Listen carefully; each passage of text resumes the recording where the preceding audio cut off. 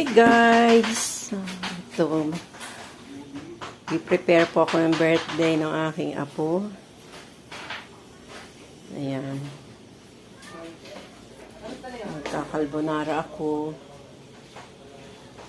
Kasi, common na kasi spaghetti. Kaya carbonara naman. Pasta. Ayan po, kumukulo na yung tubig. Eto, 2 kilong pasta ang aking lulutuin for carbonara. Ito na, luluto na ako ng pasta. Dito ako nagluluto sa ito, malapit na maluto.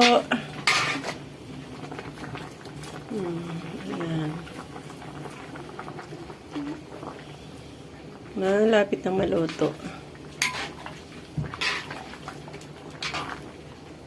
Mahal siya.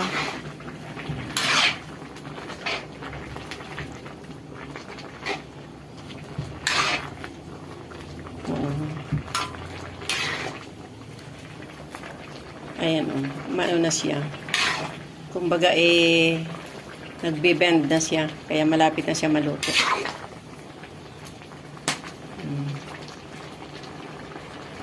Nagbe-bend na siya. More 5 minutes to go. Ayan. Ayan na. Isisit aside na natin siya. Ito naman ang aking ingredients sa carbonara. Ito, mushroom, tapos ham, tapos cream. Ito ang aking mga ingredients. Lalagay ako ng lalagay ako ng evap na Alaska. Yan ang pinakang sauce niya. Common na kasi yung spaghetti. Ang mga bata ayaw na halos kumain. Kaya para maiba naman, ayan, carbonara naman ang aking lulutuin.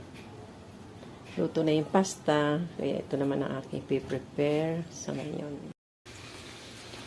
Guys, eto, prinito ko na ito na ang aking umpisa ng paggawa ng sauce ng carbonara.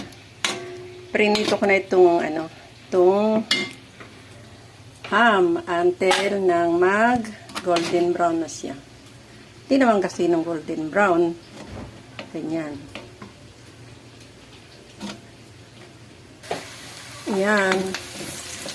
Nagsaute na ako ng garlic and onions sa butter. Then, i-add ko na ang aking prinitong bacon. Then, add ko ang mushroom.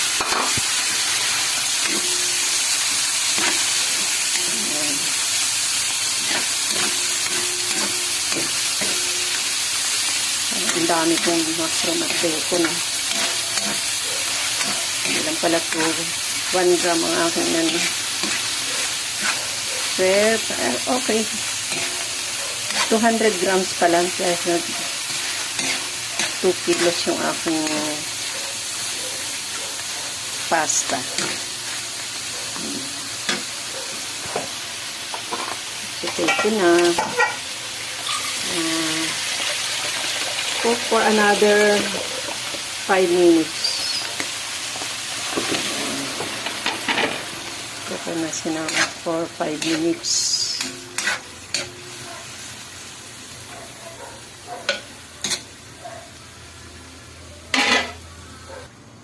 Ayan, tatakpan po natin para kumulo. Okay. Ito, naluto na. Ha? Ayan, add ko na po ang Alaska cream.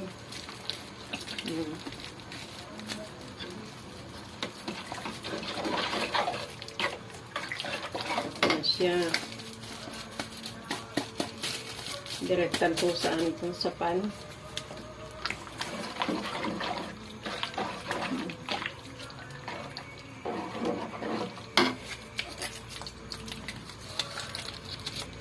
Bikoy.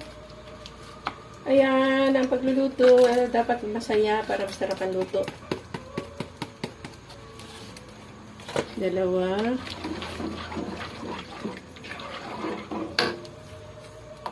3.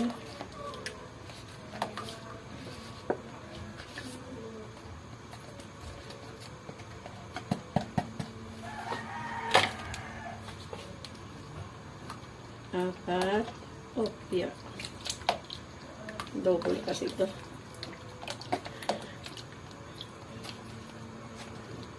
Kasi sa 1 kilong pasta, ang ano daw po is, 2 ganitong creamer. Nestle. Ay, Jersey po pala itong isa. Yung isa Alaska. Nagdoble. Iba pala ang aking naging ibang brand. Ayan. Tayo natin siyang kumulo.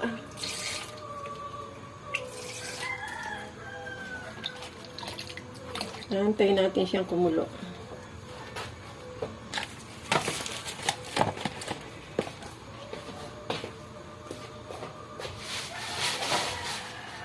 Kahit na hindi Pasko, magluluto ako kahit hindi Pasko. Kasi po, birthday po ni Em. 14 years old na po siya. Ayan. Test siya ng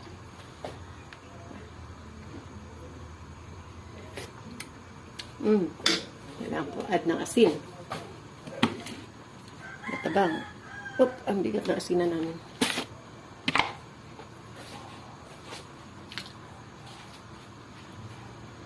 Add po siya ng asin. And salt and pepper.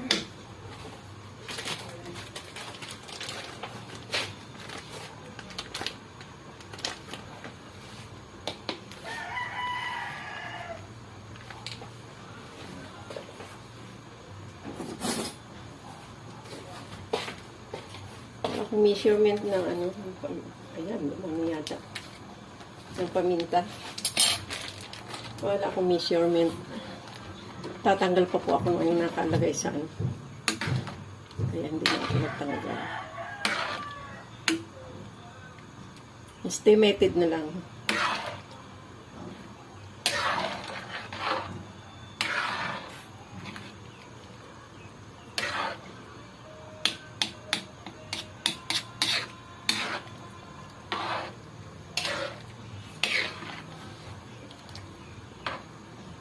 Ito ang carbonara.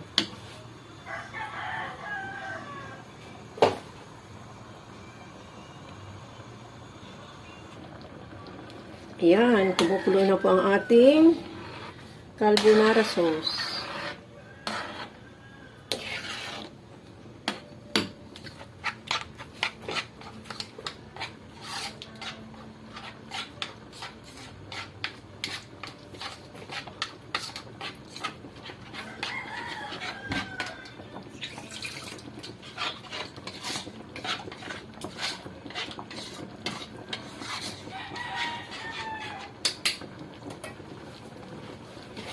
Nag-a-add din po ako ng ng all-purpose para ma-sticky po yung sauce.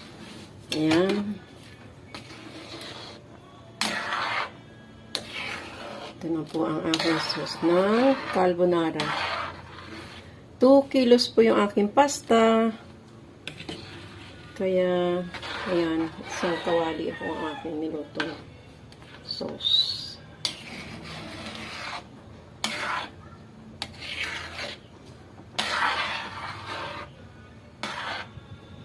Malayuan.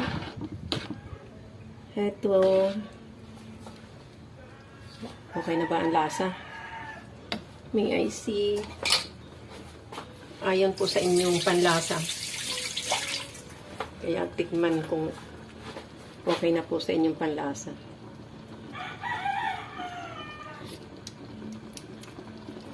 Sarap.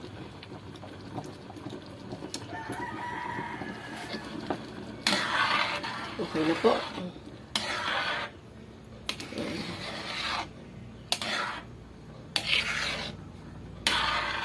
Ito ang sauce ng aking carbonara.